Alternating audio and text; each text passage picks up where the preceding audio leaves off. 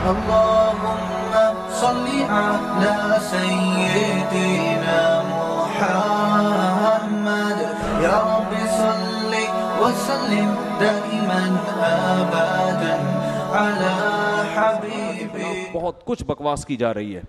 اور جب میں نے تمہیں اتنا کھلایا پلایا ہے تو 5 ٹائم میرے گھر پہ حاضری دو, نماز پڑھو. تو ان باتوں سے کیا ہوتی ہے؟ بولو نا یار. ٹینشن, اس ٹینشن کی وجہ سے انگور زیادہ کھائے نہیں جاتے, لہذا کھانے کو فوکس کرو. لبرل لوگوں کا یہی ہے کہ مذہب وذہب یہ نجی چیزیں ہیں, اپنے گھریلو رکھو بھائی, کیا حقوق ٹوپی ڈرامہ لگایا ہوا ہے مولویوں نے. ہر کبھی عید کا چاند, کبھی جناب بقرعید, اور کبھی قربانی, اور کبھی جناب وہ فضائل سنائے ہوئے ہوتے ہیں ان لوگوں نے. ابا کو دیکھ لو, ایک حج کا ثواب ملے گا. ابا کی پیشانی کو دیکھنے سے کیا ملتا ہے؟ گورا تو دیکھتا ہی نہیں, وہ کہتا ہے اٹھا کے اولڈ ہاؤس میں جمع کراؤ. کل کوئی صاحب بتا رہے تھے گورے جو ہیں نا کرسمس پہ اپنے پیرنٹس کو گفٹ دیتے ہیں. وہ یورپ میں رہے ہوں گے بہت. گورے کرسمس پہ اپنے پیرنٹس کو کیا دیتے ہیں؟ گفٹ. ہر گورا دیتا ہے. اور 6 مہینے سے ڈھنڈورا پیٹنا شروع کر دیتا ہے کہ میں کیا دوں گا؟ گفٹ دوں گا. 6 مہینے سے بتانا. اور گفٹ میں کیا؟ چاکلیٹ کا ایک ڈبہ, ایک اماں کے لیے اور ایک بولو ابا کے لیے. یہ بہت اچھے قسم کے گورے جو ہیں نا, جنہوں نے کریم لگا کے گورے نہ ہوئے ہوں, واقعی گورے ہوں وہ, یہ ان کی حالت. یار کیا ایک چاکلیٹ کا ڈبہ پکڑا کے, وہ بھی کرسمس پہ. اور ہمارے یہاں, میں جب وہ مجھے واقعہ سنا رہے تھے میں نے کہا ہمارے یہاں ایسا نہیں ہوتا. ہمارے یہاں عید پہ والدین ہمیں عیدی دیتے ہیں. سمجھ میں نہیں آ رہی بات؟ والدین کیا دیتے ہیں ہمیں؟ ہم تو بڑوں سے لیتے ہیں, کیونکہ ہمیں پتہ ہے ساری زندگی ہم نے ہی خدمت کرنی ہے ان کی, پورے سال ہم نے ہی کھلانا ہے. تو ابا آج آپ عیدی نکالو, ٹھیک ہے نا, آج تو بڑا دن ہے, آج آپ ثابت کرو کہ ابا آپ ہو. ہمارے حضرت نے گاڑی خریدی نا, بہت بڑی VIP گاڑی. تو کسی نے پوچھا آپ کو اتنی مہنگی گاڑی لینے کی ضرورت کیا ہے؟ حضرت نے فرمایا میرے بیٹوں نے بہت اچھی گاڑی لی ہے تو میں ان سے بھی اچھی گاڑی لینا چاہتا ہوں, یہ بتانے کے لیے کہ باپ میں ہوں. باپ کون ہے؟ ایسا نہ ہو گاڑی دیکھ کے ان کی گاڑی میری گاڑی سے اچھی ہو تو گاڑی دیکھ کے لوگ سمجھیں کہ یہ باپ ہے اور یہ کون ہے؟ بیٹے ہیں. تو فرمایا جب انہوں نے ایسی گاڑی خرید لی تو میری اس سے اچھی ہوگی, تاکہ جب روڈ پہ چلے نا تو پتہ چلے یہ ان کا باپ جا رہا ہے. یہ کیا جا رہا ہے؟ بعض وکیل جو ہے نا, وکیل وہ اتنے ہوشیار ہوتے ہیں کہ ججز بھی ان سے ڈرتے ہیں. جج تو سینئر ہوتے ہیں نا, وہ وکیل جونیئر ہوتا ہے, لیکن بعض وکیل اتنے ہوشیار کہ جج ڈرتے ہیں. تو مجھے کسی نے واقعہ سنایا, کہہ رہے ہیں میں کہیں کورٹ میں تھا تو ایک وکیل آیا, تو اس نے کوئی منشی سے کہا کہ جج کو بتاؤ کہ فلاں آیا ہے. تو جج کی سمجھ میں نہیں آیا, تو یہ آیا منشی, کہنے لگا جی وہ سمجھ میں نہیں آیا. تو وکیل نے کہا جج صاحب سے کہو تمہارا باپ آیا ہے. صحیح ہے, جج صاحب سے کہو تمہارا باپ آیا. جب یہ کہا نا تمہارا باپ آیا, وہ سمجھ گیا کون آیا. یہ وہی وکیل ہوگا جو اپنے آپ کو میرا کیا سمجھتا ہے؟ باپ سمجھتا ہے. تو ہمارے حضرت نے گاڑی لی, اتنی مہنگی گاڑی, وہ کویت کے شہزادے سے خریدی تھی. تو حضرت نے فرمایا میں نے اس لیے لی ہے تاکہ لوگ یہ سمجھیں کہ باپ کون ہے. جب میری گاڑی جائے گی نا روڈ پہ اور بچوں کی گاڑی, تو لوگوں کو گاڑی دیکھ کے پتہ چلے گا یہ باپ ہے ان کا. تو بھائی عزت تو ہمارے معاشرے میں والدین کی ہے. وہ کیا چاکلیٹیں کرسمس پہ پکڑا دیں؟ پوری ذمہ داری والدین کی اولادی کے ذمے ہے. کھلانا بھی ہے, پلانا بھی ہے, سب کچھ, ساری رسپانسبلٹی یہ گورنمنٹ کی نہیں ہے, یہ اولاد کی ہے. یہ خیر, اب جب لبرل لوگوں کو یہ بتاؤ کہ باپ کی پیشانی کی طرف دیکھنے سے حج کا ثواب ملتا ہے, اماں کے پاؤں میں جنت ہے, ان کو یہ سب باتیں کیا لگتی ہیں؟ وہ کہتے ہیں چھوڑو, ترقی کرو, ایک دن رکھ لو اس میں مدر ڈے اور ایک دن رکھ لو اس میں فادر ڈے, بس اتنا کافی ہے. بیوی کو سمجھایا جا رہا ہے کہ شوہر کا احترام کرو, اس کی اجازت کے بغیر گھر سے باہر نہیں نکلو, یہ جو ہے نا اس کو راضی کرو گی تو جنت ملے گی. تو یہ سب وہ لوگ باتیں کریں گے جو اللہ کی ان نعمتوں کو نشانیاں سمجھتے ہیں, اور ان کو پتہ ہے کہ ہم نے قیامت کے دن اللہ کے حکام کا جواب دینا ہے. اسی طرح مرد کو مجبور کیا کہ بھی اس سے محبت کرو, اس کا خرچہ اٹھاؤ. اولاد کے حقوق ہیں بہت, ایک حقوق کی طویل فہرست ہے. تو اللہ قرآن میں کہتے ہیں جن کو ہم سے ملاقات کی امیدیں نہیں ہیں, جو یہ سمجھتے ہیں کہ مر کے مٹی ہو کے فنش, تو ان لوگوں کی حالت کیا ہے؟ رضو بالحیات الدنیا, وہ دنیا کی بھی زندگی پہ خوش ہو گئے ہیں. بس یہی ٹھیک ہے بھائی. یہاں اگر کوئی ٹینشن ہے تو ان کو ٹینشن ہوتی ہے, خوشی ہے تو ان کو حقیقت میں خوشی, کیونکہ وہ سمجھتے ہیں سب کچھ یہی ہے. وَطْمَأَنُّوا بِهَا, اور مطمئن ہو گئے. تو اللہ فرماتے ہیں والذین هم عن آیاتنا غافلون، اور یہ ہماری نشانیوں سے غافل ہے، ان نشانیوں سے عبرت نہیں پکڑتے، اللہ کی طرف پہنچتے نہیں ہیں، بس ان نشانیوں کو فوکس کیا ہوا ہے، کھا رہے ہیں ان کو۔ ان کے بارے میں اللہ نے سزا بیان کی، اولئک مأواہم النار، ان کا ٹھکانہ آگ ہے، آگ، کیونکہ یہ سمجھتے ہیں کہ ہم نے اس دنیا کو بیکار پیدا کیا ہے، صرف لائف کو انجوائے کرنے کے لیے پیدا کیا ہے، انٹرٹین کرنے کے لیے پیدا کیا، انٹرٹینمنٹ کے لیے پیدا کیا، بس پوری کائنات تمہارے لیے مسخر کر دی اور تمہارے ذمے کوئی کام ہم نے نہیں لگایا۔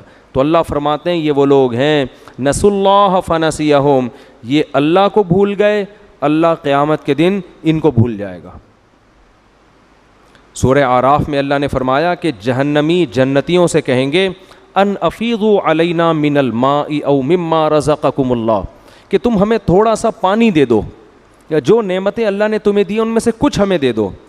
تو جنتی کہیں گے ان اللہ حرمہما علی الکافرین، اللہ نے یہ ان کافروں پر حرام کر دی ہیں۔ تم تو کافر کا مطلب تم تو انکار کرتے تھے نا جنت اور جہنم کا، تمہیں تو یہ سب چیزیں مذاق لگتی تھیں، تم تو یہ کہتے تھے یہ مولویوں نے لوگوں کو نا مجمع اکٹھا کرنے کے لیے اپنی دکانیں چلا رہے ہیں اور جنت جہنم اور حوروں ووروں کے نام پہ بیوقوف بنائے ہوئے، تم تو یہ کہتے تھے، تو آج کس بیس پہ مانگ رہے ہو؟ اور پھر قرآن کہتا ہے الذین اتخذوا دینہم لہوا ولعبا، یہ وہ لوگ تھے جنہوں نے اپنی زندگی کو کھیل کود بنا لیا تھا، لہوا ولعبا، لہو واللعب انٹرٹینمنٹ، بس خوش رہو خوش کرو بس۔ تبھی تو آپ دیکھو نا غیر مسلم یا جو اللہ کو نہیں مانتے وہ لوگ ہر وقت اس کی خوش میں لگے رہتے ہیں، کسی طرح ہم اپنے آپ کو بس انٹرٹین کریں، ہم کوئی اور یعنی خوش رہنے کی کوشش، ہر آنے والا دن پہلے سے زیادہ لذیذ ہو، مزے اڑائیں، بس مزے کی زندگی ہو۔ تو اللہ فرماتے ہیں یہ وہ لوگ تھے جو اپنی پیدائش کے مقصد کو بھول گئے، دینہم لہوا ولعبا، دین کو کیا بنا لیا تھا؟ کھیل اور تماشا۔ یاد رکھو اس آیت میں وہ غیر مسلم بھی داخل ہے جو آخرت سے غافل ہے، وہ سمجھتا ہے یہ دنیا ہی سب کچھ، اس نے بھی اپنی زندگی کو کھیل کود بنایا ہوا ہے بس۔ اور اس میں وہ مذہبی لوگ بھی داخل ہیں جنہوں نے اپنے مذہب کو کھیل تماشا بنا لیا ہے، کچھ رسومات کو مذہب کا نام دے دیا ہے۔ مذہب بھی ایک انٹرٹینمنٹ بن چکا ہے، خاص خاص مواقع پہ خاص خاص قسم کی قوالیاں آ رہی ہیں، اس میں لوگ انجوائے کر رہے ہیں موسیقی سے، اور نبی کے نام پہ پتہ نہیں کیا کیا ہو رہا ہے۔ جو پریکٹیکل لائف سے جن چیزوں کا تعلق ہے، عمل کو فوکس نہیں کیا جا رہا۔ بھائی باجماعت نماز کی پابندی کرو، بھائی داڑھی رکھ لو، بھائی بہن کی وراثت دے دو، بھائی باپ سے تمیز سے بات کرو، بھائی پیسوں کے لین دین میں دو نمبری بولو مت کرو، دوسرے کے آرام کا خیال کرو۔ مجھے ایک بات بتاؤ، اللہ نے حکم دیا کہ راستے سے جو گری ہوئی چیز کو نہیں اٹھاتا، نبی نے فرمایا وہ ایمان کا آخری درجے پہ بھی نہیں ہے، جو راستے میں تکلیف دہ چیز کو نہیں اٹھاتا۔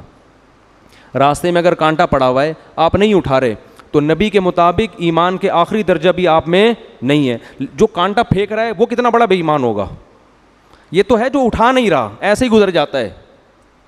جو گاڑی غلط پارک کر رہا ہے یہ کانٹے سے زیادہ تکلیف دہ ہے یا نہیں ہے؟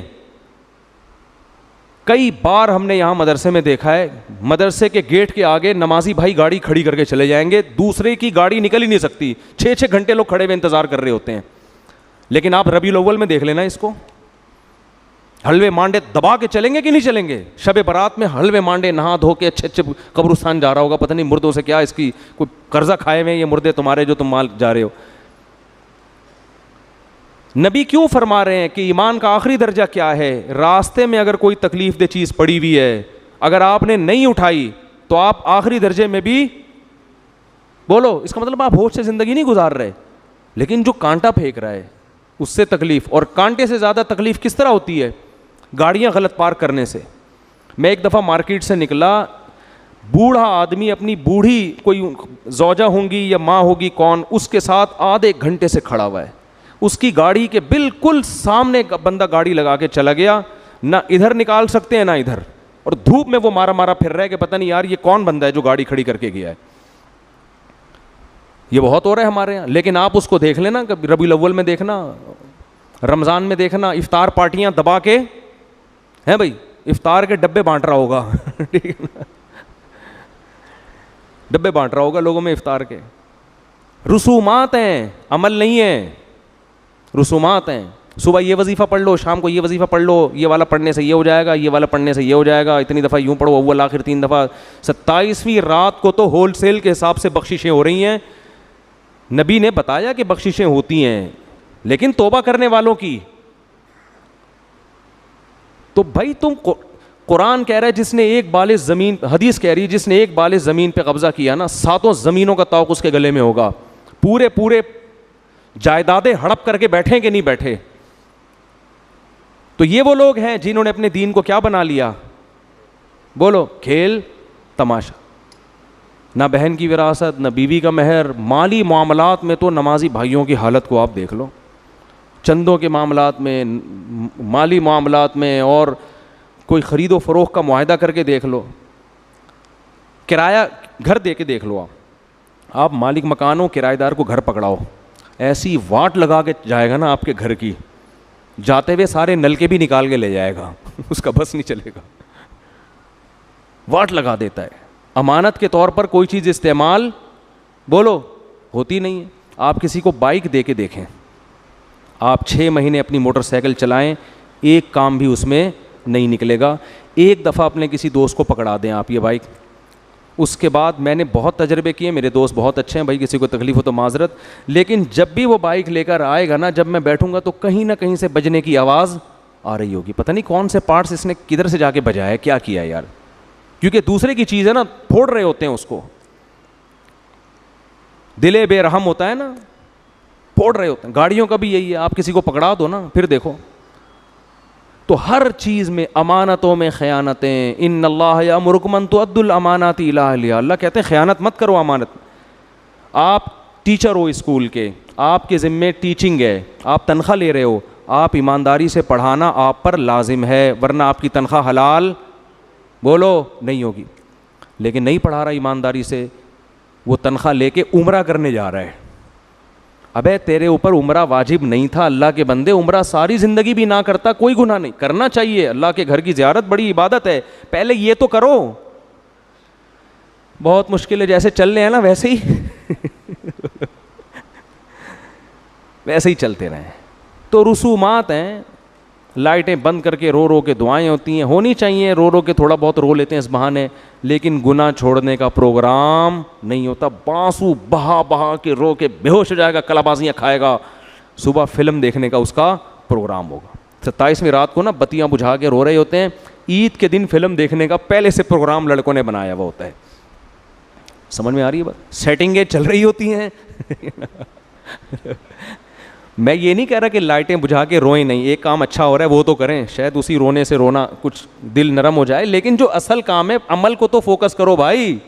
عمل کیا چل رہا ہے مارکیٹ میں, زیرو. تو بس یہی حساب ہے. تو اللہ نے فرمایا یہ وہ لوگ ہیں جنہوں نے اپنے دین کو کھیل اور تماشا. چند رسومات ہیں, محرم میں کربلا چلے گا, ربیع الاول میں ٹاپک چلے گا, وہ چلو سیرت کا ٹاپک تو اچھا ٹاپک ہے, لیکن سیرت کے ساتھ بھی بہت ساری چیزیں چل رہی ہیں, ناچ گانے بھی ہو رہے ہیں, ڈانس بھی ہو رہے ہیں, اور طواف بھی ہو رہے ہیں, پتہ نہیں کیا بنا دیا. اور ہر موسم, رجب میں کنڈے چلیں گے, اور پھر ربیع الاول میں حلوے مانڈے چلیں گے, پھر ابا کا انتقال ہو گیا تو دیگیں چلیں گی تیسرے دن. کیا کر رہے ہو یار اللہ کے بندو. کون سے صحابی نے دیگ پکائی ہے؟ حضرت ابو بکر کا انتقال ہوا, حضرت عمر نے کتنی دیگیں لوگوں کو کھلائی ہیں پکا کے, کوئی تمبو ومبو لگایا حضرت عمر نے کہ آج برسی ہے تو آج تیزا ہے تو آج 40واں ہے تو آج یہ ہوا ہے؟ تو کچھ بھی نہیں بھائی, انتقال ہوا, اللہ مغفرت فرمائے. اب ہم نے, اللہ کہتے ہیں جیسے کوئی مرتا ہے نا, اللہ کہتے ہیں تل کا امتن خلط قد خلط, یہ چلے گئے, جو انہوں نے کیا تم سے نہیں سوال ہوگا ٹھیک ہے نا, تم سے وہ ہوگا جو تم کر رہے ہو, اب تمہارا نمبر ہے, اگلی لائن میں تم اپنے آپ کو فوکس کرو. اس لیے عربوں میں ایک اچھی بات ہے کہ جب کسی کا انا للہ ہو جائے نا تو وہ زیادہ روتے پیٹتے بھی نہیں ہیں, زیادہ کوئی رسومات بھی نہیں ہیں. سعودی عرب میں نا کچھ اچھی چیزیں بھی ہیں, بہت سی ہیں, لیکن اور کچھ تو بہت ہی اچھی ہیں. ان میں ایک عربوں میں ایک عادت ہے, کسی کا انتقال ہو جائے تو پتہ ہے کیا کرتے ہیں, بس ما قدر اللہ, اللہ کی تقدیر میں یہی لکھا ہوا تھا انا للہ, چلو خلاص, دعائیں مغفرت کرو, پتلی گلی سے نکلو یہاں پہ. وہ زیادہ لمبا نہیں کھینچتے اس کو. ہمارے یہاں تو مر جائے تو ایک ٹینشن ہے بھائی, پورے تمبو میں پبلک آ کے بیٹھ رہی ہے, تعزیتی پروگرام چل رہے ہیں, پھر تعزیت کے نام پہ جلسے ہو رہے ہیں, پھر گلے مل رہے ہیں, پھر رو رہے ہیں, پھر ڈرامے ہو رہے ہیں, پھر ناٹک ہو رہے ہیں, پھر جس نے مارا ہوتا ہے سب سے زیادہ وہی رو رہا ہوتا ہے. یہ بھی ہوتا ہے. اتنے لمبے لمبے پروگرام, پھر آج برسی ہے, پھر آج یہ ہے. بھائی یہ سب نے جانا ہے, موت کے لیے اللہ نے پیدا کیا. سعودی عرب میں تو دفناتے ہیں, قبر ہی کا پتہ نہیں ہوتا کہاں ہے, بادشاہ کا نہیں پتہ چلتا قبر کدھر ہے. ایسے سادگی سے, یہ اسلام کا حکم ہے. انتقال ہوا, غسل دو, جنازہ پڑھو, دفناؤ, بس اس کے لیے ساری زندگی کیا کرو, دعائیں مانگتے رہو, بس کافی ہے. مفتی طارق مسعود صاحب کے بیانات سننے کے لیے youtube.com/مفتی طارق مسعود کو سبسکرائب کریں, اور اگر آپ لائیو ویڈیو کو کبھی بھی مس نہیں کرنا چاہتے ہیں تو سبسکرائب کرنے کے بعد بیل آئیکن پہ کلک کرنا مت بھولیں. جزاک اللہ.